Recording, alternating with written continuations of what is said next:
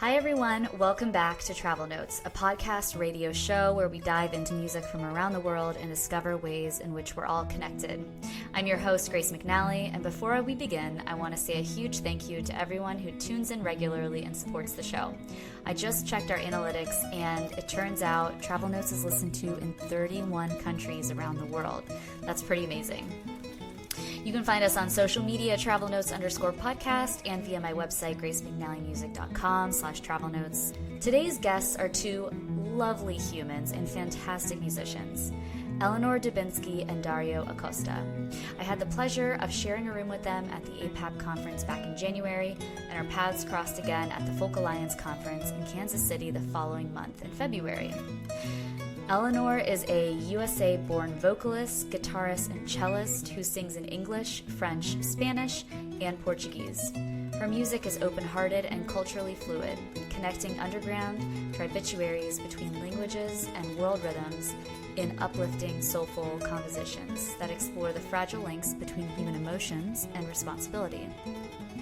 She's based in New York City and performs and leads educational programs throughout the United States and internationally via the U.S. Department of State's Arts Envoy and African Regional Services programs. Dario is a guitarist, composer, and master of Latin folk instruments.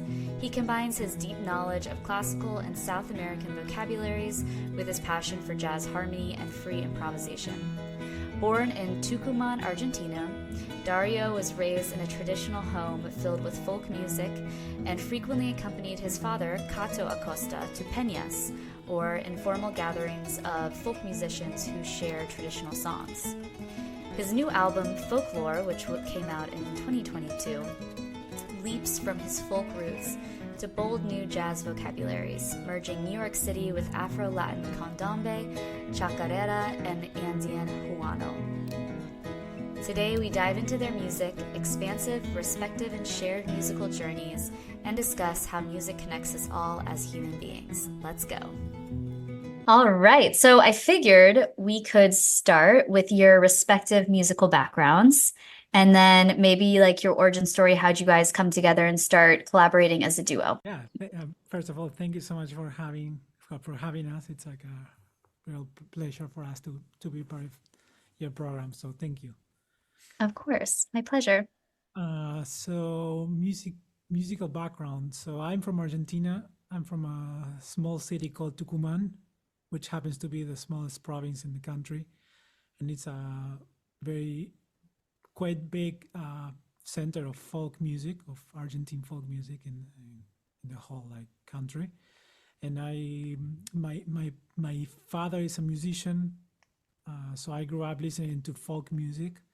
That's the way I grew up, listening to folk music, going to these informal gatherings, with a lot of people from the same field, playing in a very chill way, not so professional way. And then when I don't know, when I was, I think 15 or something like that, I started working as a musician.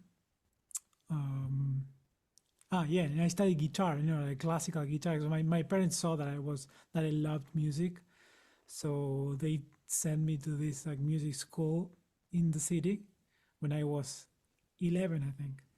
So I started studying music formally, and also at the same time playing and absorbing the whole culture, folky culture from in the city. And then of course when I got older, I found some interest in other types of music, like jazz and classical music, and bossa nova, and maybe some American pop, rock, and I started learning that. So I've always been a very curious person, and with hunger for music, for learning about music and new genres and new cultures. Yeah, and then Amazing. I met Eleanor here. The rest is history. History in the making. Sorry. Well, hi, and again, Hi. thank you for having us. It's really nice to be able to speak with you, also knowing that you have your own very rich musical background. So we have a lot to share in that way. Yeah, of course. I My grew up pleasure. in, sorry? Oh, I was just saying it's my pleasure to have you guys on. Yeah. I grew up in St. Louis, Missouri. You could argue it's sort of a center of blues or American folk music culture historically.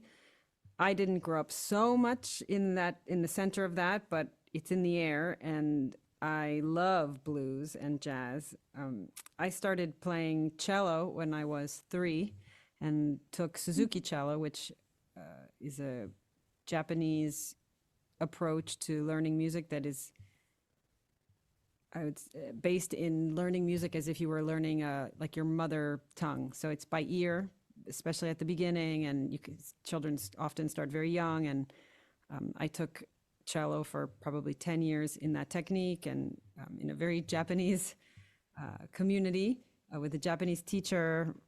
And that, I would say, both of those things had a formative impact on my evolution as a musician, because I very young was exposed to another culture, another food, another way of being. And I would say I was one of the only non-Japanese students. So it awakened a curiosity in me for what else is out there, and other ways of doing things besides what I guess I was born into. So I played classical cello, then I started to do musical theater in high school and started to sing jazz, sang jazz in college as well, started to write songs, and then also fell very much in love with percussion. So I would say now I sing mostly, play some guitar, play some cello, and shake stuff whenever I can.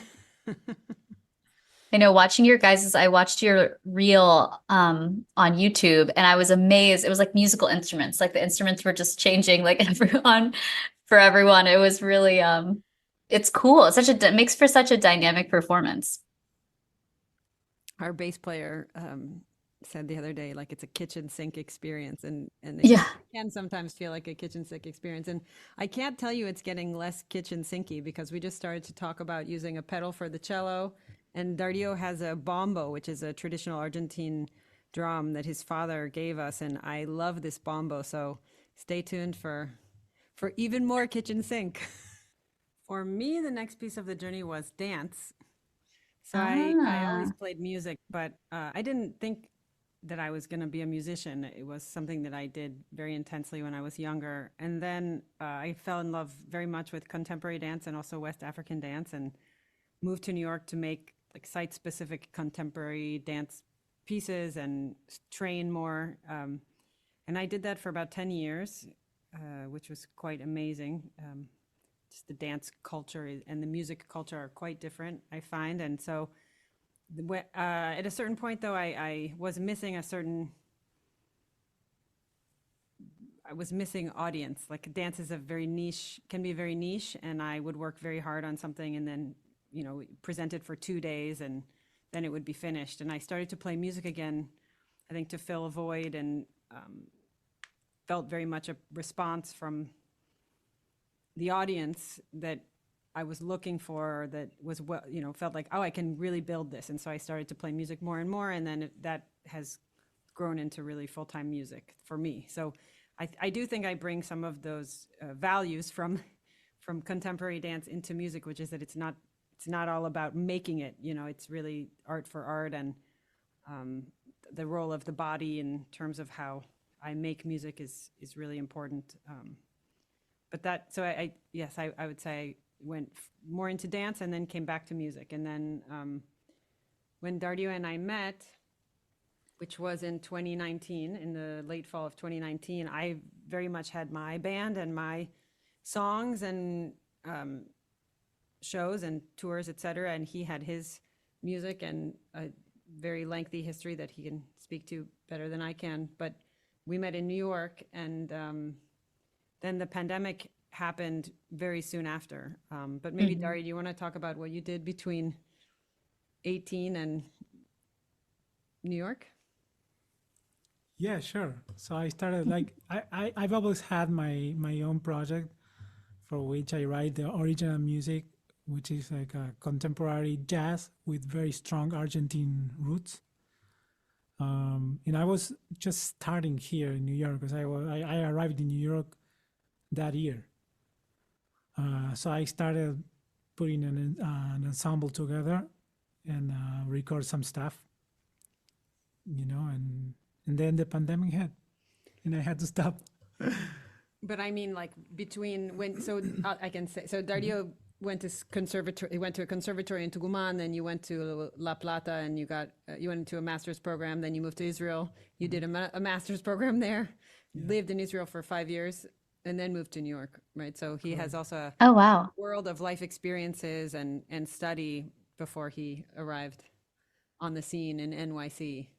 And when we met, we discovered that we both had a very expansive repertoire of, as Dario mentioned, jazz and bossa nova and Latin music and original music, by virtue of the fact that we had both taken these paths through different countries and languages. I also, I lived in the Czech Republic for a while and spent a lot of time in Portugal, a lot of time in Cabo Verde or Cape Verde, and Latin America. And so by the time we met, we both spoke English, Spanish, and Portuguese. And then Dario also speaks Hebrew and I speak French. So all of that went together into the soup of our pandemic-inspired duo that was, I would say, a combination of curiosity about each other's musical interests and survival.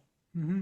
Because we got together in like February, March of 2020, and immediately almost everything shut down. And we, Dario at that time was moving, he was staying with me, and really like everything shut down and he just stayed. So it's one of those kind of romantic, funny stories of, he moved in and he never left. Yeah. Since your repertoire really truly spans across so many genres, languages, cultures, what draws you to the cultures and genres that you perform, the music you perform from? I don't know. I mean, for me, it's very easy to answer that question because I always try to bring Latin American music to our repertoire because that's what I identifies with. It's like I feel at home when I play Latin music, and she has the same love for Latin American music that I have. So it's very easy for us to set a repertoire together, including those genres, or if it's not directly those genres, we're like, even if we play jazz or pop music, American pop music, we're still bringing those elements from the Latin American music. So, yeah. Yeah, that makes a lot of sense. I think this word home is an interesting pivot point on this question because as Dario said, it sounds like for you, Dari, playing Latin American music brings you home in situations where you're actually not at home, right? You're not living in Argentina right now, and that need to touch base and bring your home into whatever it is that you're learning. Mm-hmm. And for me, I would say that I found my home musically or spiritually, personally, culturally in music and cultures that are not necessarily the one that I grew up in. So I really feel connected to the warmth and sort of the warmth of Latin culture, also West African culture, and also the role of music and dance in Latin culture, and I would say African culture, it's much less us and them.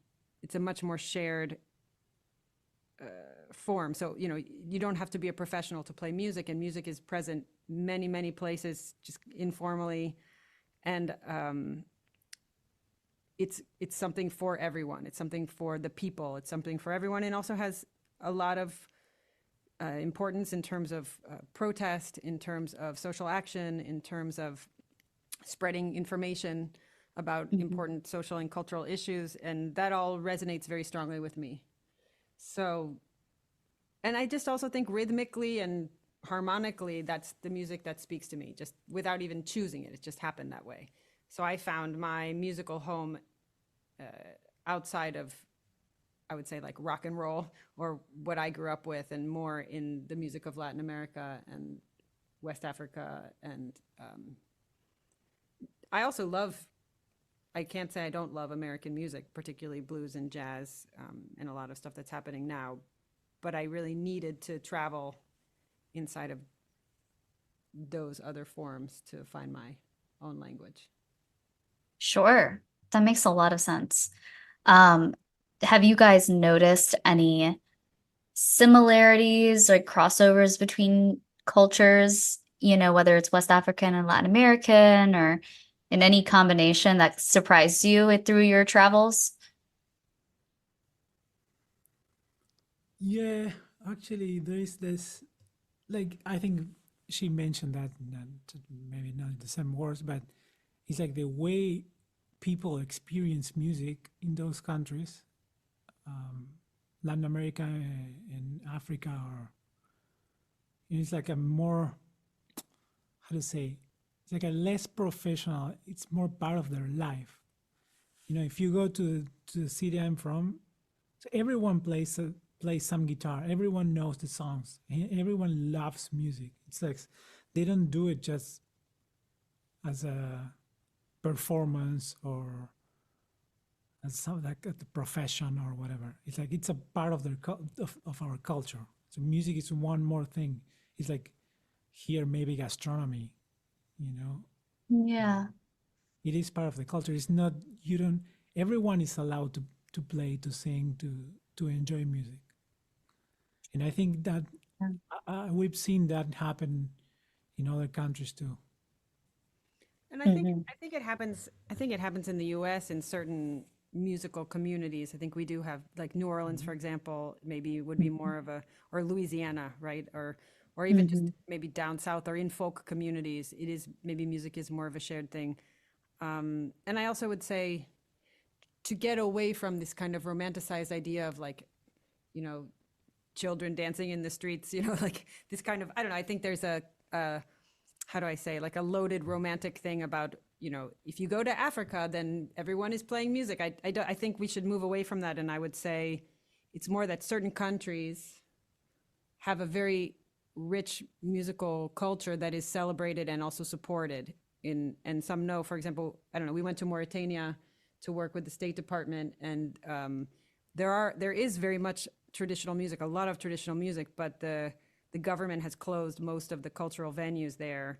And so, children do not have access necessarily to learning music in the way that they might in I don't know, we're going to Angola in a few weeks, and we haven't been there, so I can't speak with any sort of authority, but it's clear that at least, music is more universal in terms of the access that people have. And there's a, very, very deep song culture. And also, I think back to the original question about this connection is like, Cape Verde, for example, is a country that survives to some extent on its musical tourism, or that music is a huge part of the economy of that country. And there also has been so much trade and so much international presence there, and so much exchange. Most Cape Verdeans actually are outside of Cape Verde. So that creates a kind of musical language in the country, a national music that is really a fusion of, like, similar to Argentina even, or maybe the US, a fusion of European and indigenous and African traditions. So you find this combination, like in Angola, one of the national genres of music is samba, which is possibly the root of samba. I mean, many Angolans were brought to South America to unfortunately be enslaved. But those, that music moves. So Yeah, music moves, I guess, right? It's not, music moves. totally. And Right. you do find, I think, similarities, particularly in places where many nationalities have been present. You find the kind of national music that has evolved from that exchange and that conversation, and the instruments as well. Yeah. tell me about what you guys have planned for that trip. Each engagement, I would say, is different, quite distinct. Each one is organized by the embassy in collaboration with the U.S. Department of African Regional Affairs, I believe we should check that name to get this official name, but I think it's Department of African Affairs. I can look it up, and African Regional Services, which is the agency that sends us in collaboration with the embassy. In the Democratic Republic of the Congo, we are participating in a summit about the preservation of the Congo Basin, which is second, I believe, to the Amazon in terms of size of a rainforest natural preserve. And similar to the Amazon, is facing all sorts of threats from farming to lodging to environmental, mining, everything. And so this summit is an inter-African summit of experts, including a cultural component, which is very interesting, to spread the message about what is discussed in this summit. So we are a U.S. representation or U.S. representatives of culture in this summit. And then in addition to that, we have several performances, one at the embassy and one in some local venues, and we work with students also to teach workshops. So that's about 10 days. And then Angola is more performance and workshops and performing at the embassy without this additional sort of environmental summit component. Amazing. Let's talk about your workshops, because that's another huge piece of what you guys do. What kind of work are you doing with the kids? How do you maybe just broadly we could start there. Yeah, well, we're offering a few different kinds of workshops. One is, I think I would say the most successful one is the songwriting workshop. The goal of this workshop is to write a song together in the time we have. Either if we have, one session or 2 sessions or 3 sessions, the goal is to write a song all together, with the students, actually coming from the students. We kind of provide the platform and the structure and the information about how like songs work in like a more technical level, right? Like the different sections the of the song, the like introduction, verse, etc. Yeah, how you write lyrics, how do you write music, like what the effects of certain chords are, what the feelings that different rhythms or chords, progressions or stuff like that give you, and we write a song together. That's one.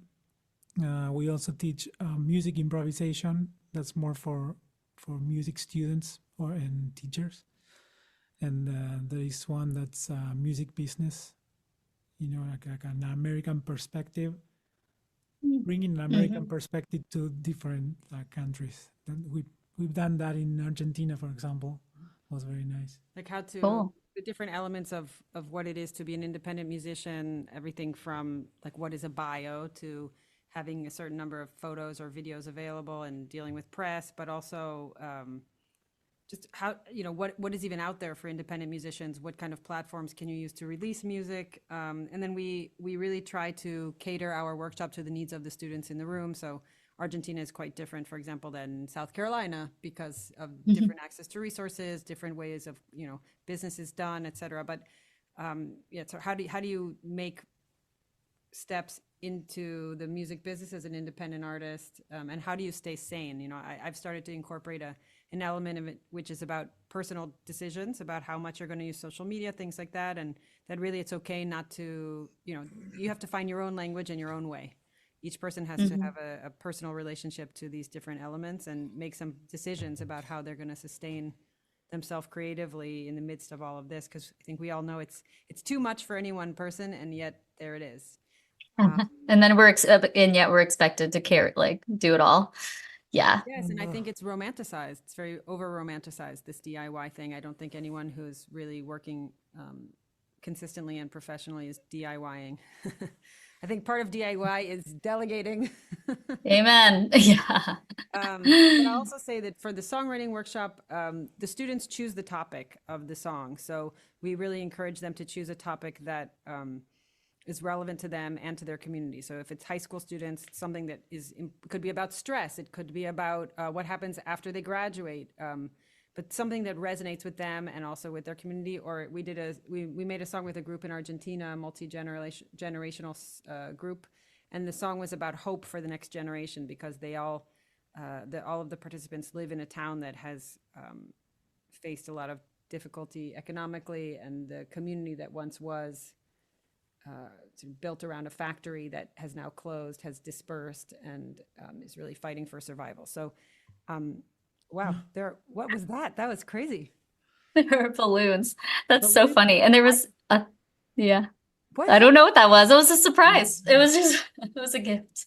Wow, just so you all know who are listening, I don't know if but that was crazy. All of a sudden in the back of our Zoom screen, a bunch of balloons just virtually flew up to the ceiling.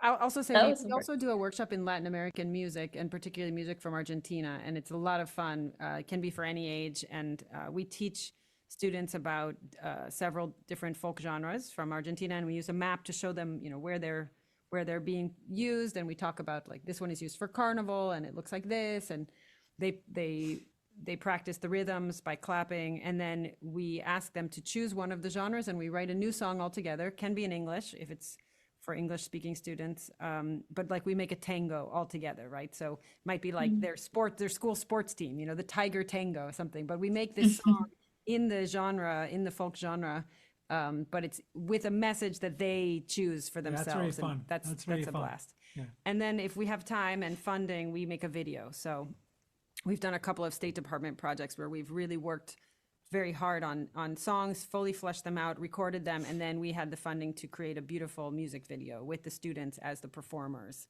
So that's been a huge treat. We hope we get to do that in Angola. We might be able to because we have a videographer coming with us for the trip. So fingers crossed that we do something like that. Yeah, that would be awesome. Wow. So before I hope we have enough before we run out of time. Do you guys have any music in the works? What are you working on creatively? Well, I'm right now like going crazy because I'm releasing an album.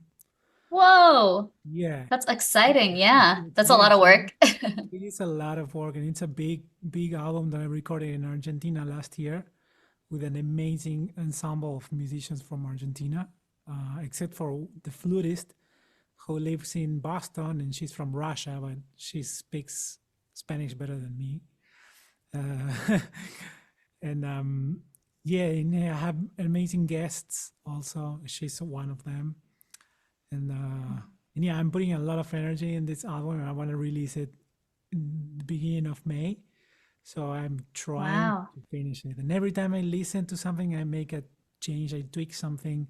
So it's like, it's very, what it is, you're a musician too. So you know what it is like to. Oh yeah, it can be truly never ending. But so it's set to release in May. Mm-hmm. What's it called? Do you know? I don't have a name yet. I don't have a name, so I accept suggestions. Okay. Well, what's music, and you can give me ideas. yeah, I would love to hear some of it if you want to share. What is the ensemble like? It's guitar and vocals. I play guitar and vocals. Then drums, percussion, keyboard, bass, and flute. That's a basic ensemble, and then I have some guest vocalists and an harmonica player. And I have a group of sikus, which is like a huge ensemble of many people playing this like pan flute, traditionally from the north of Argentina. So I'm really excited. It's gonna be, I really like it. So. Yeah, that sounds really cool. I can't wait to hear it, and I'm wishing you the best of luck. Keep me posted on when it comes out too, so I can help share it. Great. But yes, I wish you the best luck because I know that's a lot of work. This time last year, I released an album and it took me years. So yeah, it's not an easy feat. What about you, Eleanor?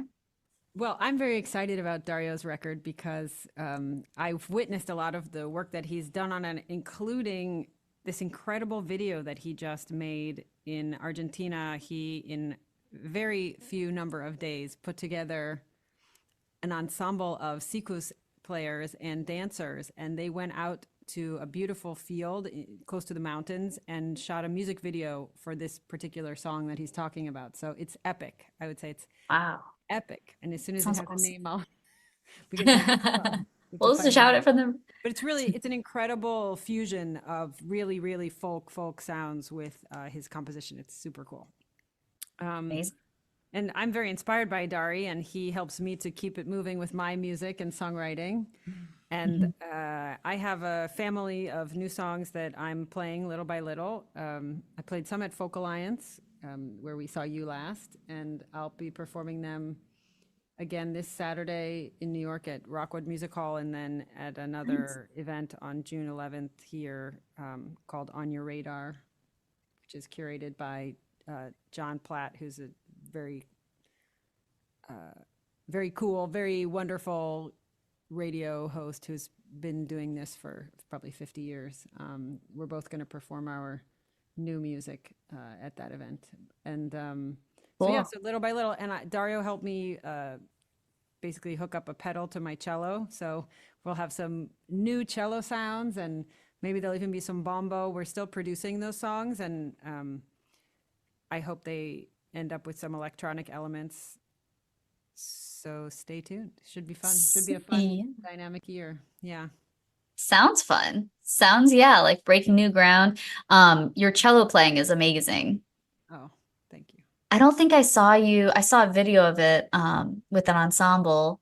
And yeah, so I'm excited to hear more of that and the music. So hopefully, yeah, maybe an album could be coming out of it. That would be huge. Yes. Amazing. So let's see what other, I think that's almost to the end here. So you guys definitely touched on this earlier, but just for good measure, how do you think music connects us as human beings? That's a question for you, 100%. Let me think about it for a minute. Sure. Well, the first thought I had when you asked that question was, it made me think of my baby niece and nephew, who are twins, who are 7 months, and that when we go to visit them, they are already dancing. And the sounds that they make to, I think, grow their vocal cords to eventually be able to speak are singy sounds. And before they even can ask for anything, they're already bouncing and moving their heads to the music. And they have an older sister who's 3, and she just loves music. And it is so powerful. She came over to our apartment once, and we had one of these Argentine flutes, and Dario was playing it, and she just completely stopped in her tracks. And when he stopped playing it, she started crying. Oh, It was like it was a frequency that she had never heard before, and yeah. resonated with her on such a gut level. So I think on a very, very basic level, music connects us because it is such a basic part of being a living being. And that there is, I'm sure, science around just the way that the frequencies of musical notes enter our system. And it is, for us, very much a passport to be able to move through different languages, cultures, also socio and economic classes. I mean, I'm sure you've experienced as a musician, one day you're playing in a library, community center, school, and another day you're, playing in a 5-star hotel and someone's wedding and a recording studio. And now we're going to be, going to a few different countries in Africa and connecting through music. And it's been an incredible way for us to, I think, also connect with each other. I mean, it really, when behind the scenes, we are married and we don't always get along 100%. But the fortunate thing is because we perform together, it has happened in the past that we've been in a tense moment and then we had a show and you just kind of have to play. And it doesn't mean that the thoughts don't necessarily change 100%, but you really can't hold on to it and also play a concert at the same time. Something shifts. Yeah. Would you agree, Dari? Yeah. Something shifts. So we have to make it work, and we do make it work. And then usually things are better. So music has taken us. Yeah. The original question is, how does it connect us as humans? I mean, I think it's maybe a first language that we all share even before we share spoken language. It is a human language.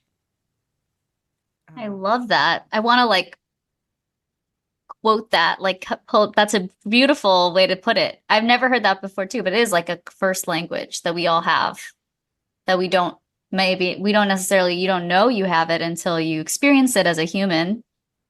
But definitely. Yeah, it like moves you. It's in like an auto, I mean, no one can see me doing this right now, but like I'm shaking my body. We all know what it looks like when a baby is bouncing up and down or moving their head. It's like, it's another entry point into their understanding of things. And I work with kids a lot. We both do. And, you know, if you sing something to kids, like, you know, time to sit down in a circle, you know, they will do it. And they're very excited about it. It's a lot of fun. To sing instead of speak is a lot of fun. So yeah. That's so true. Now I'm thinking, like, as adults, why don't we just sing more to each other? Totally agree. I totally agree. We could do it anytime. We do Yeah. it sometimes. We work with we do also a lot of online work, and we work with some corporate teams, and sometimes you know, we'll need to say something like, we need to introduce the host of a particular event, and instead of saying it, I'll say, you know, when we're finishing a song, you know, my name is Eleanor, this is Dario, we're coming to you live from New York City, so happy to introduce to you our host. No, you know, so it's Yes. we don't lose it. I don't think we lose Yeah. that. Totally. I couldn't agree more. Daria, do you have anything you'd like to add to that question? I don't think so. I think for me, it's like music is the way to connect. It's so hard for me to connect in different ways. You know, like I'm so familiar with it, maybe because I grew up in a musical family. Like everything is music. That's the way I connect to my family. That's how I connect to my friends. That's our way when, you know, Eleanor and I connect that way. So it's very hard for me to think about other ways to connect, you know, to people that's not through music.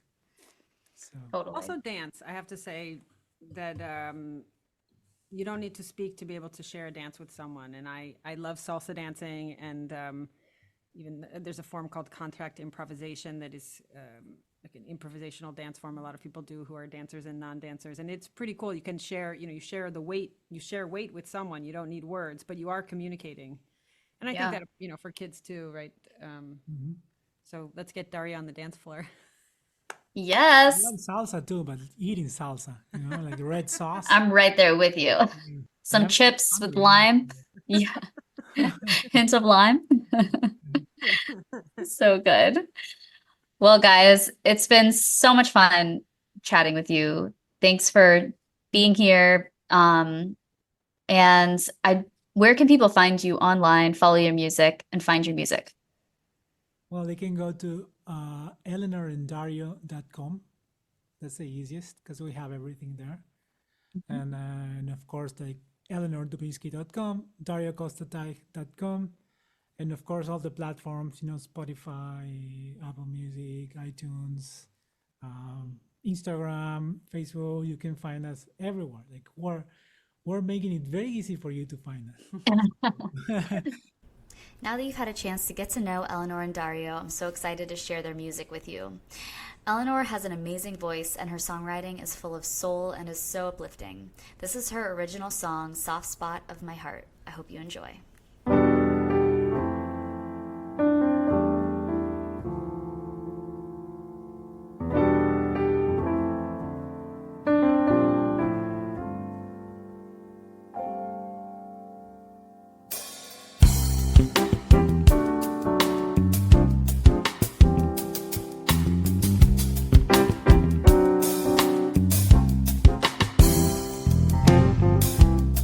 When you're troubled and the world is pulling at your feet, open your eyes, you never know what you might see. Feeling weary, got the weight of the world on me, but there is newness bubbling under my feet. Turn it around, turn it around. There are colors underneath the icy ground.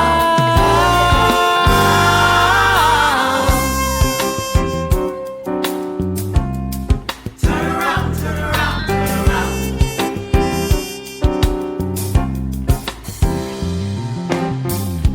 Have you smelled fresh rain after a storm?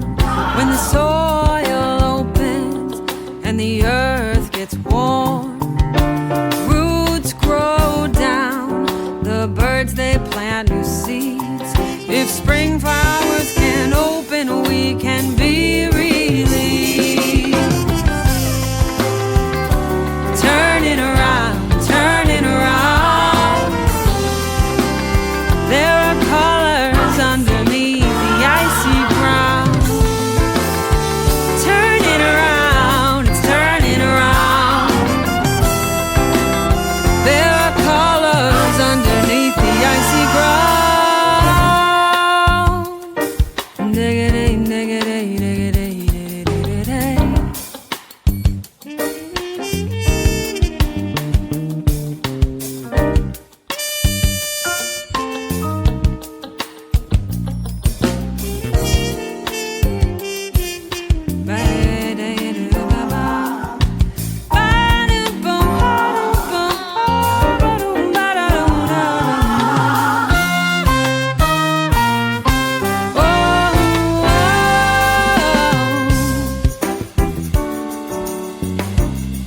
Turn around, turn around, turn around.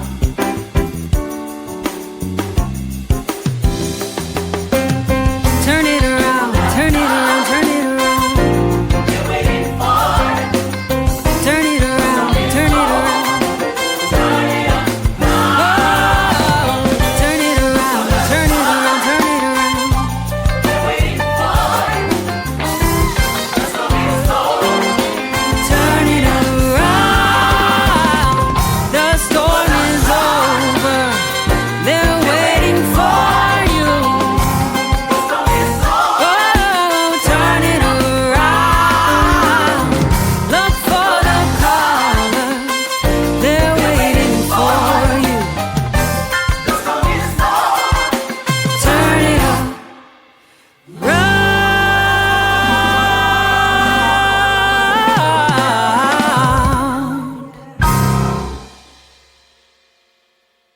So Dario totally shreds on the guitar. You can hear his classical, Latin, and jazz influences. This next song is his quintet performing Fiesta Manca. I hope you enjoy. Turn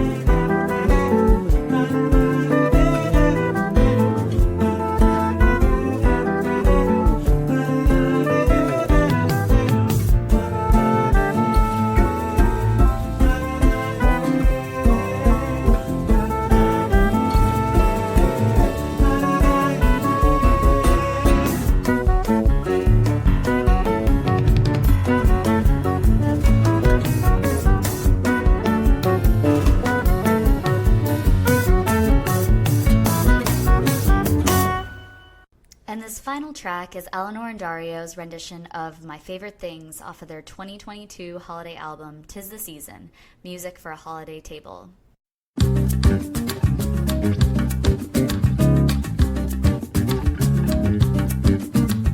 Raindrops on roses and whiskers on kittens, bright copper kettles and warm woolen mittens, brown paper packages tied up with strings. These are a few of my favorite things.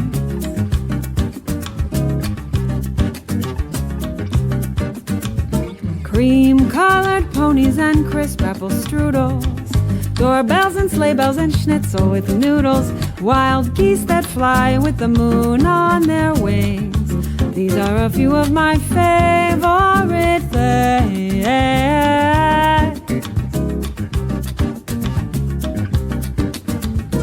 Girls in white dresses with blue satin sashes, snowflakes that stay on my nose and eyelashes, silver white winters that melt into springs.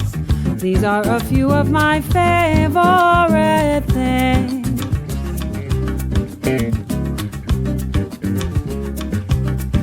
When the dog bites, when the bee stings, when I'm feeling sad, I simply remember my favorite things, and then I don't feel so bad.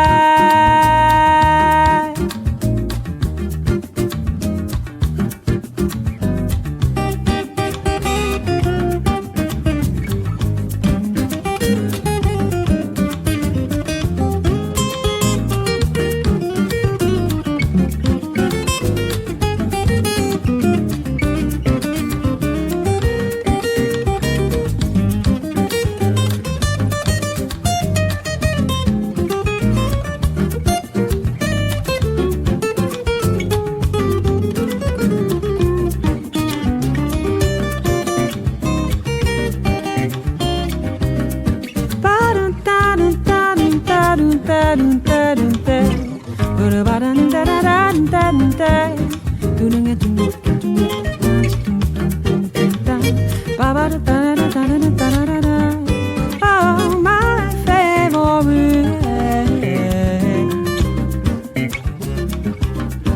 When the dog bites, when the bee stings, when I'm feeling sad, I simply remember my favorite things, and then I don't feel so bad.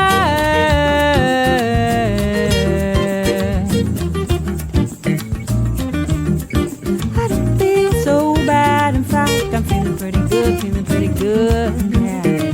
I'm feeling pretty good, yeah. I feel holiday season, I don't feel so bad.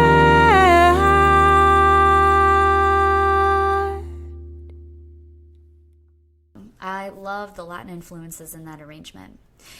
If you love their music and want to listen to more, you can find them on all streaming platforms under Eleanor Dubinsky and Dario Acosta, and online at eleanoranddario.com. And if you like today's episode of Travel Notes and want to learn more about what we do, you can find us on social media at travelnotes_podcast and online at gracemcnallymusic.com under the Travel Notes tab. This concludes this week's episode of Travel Notes. As always, wishing you peace, harmony, and safe travels wherever this crazy adventure of life takes you. Stay tuned, and we'll see you next time.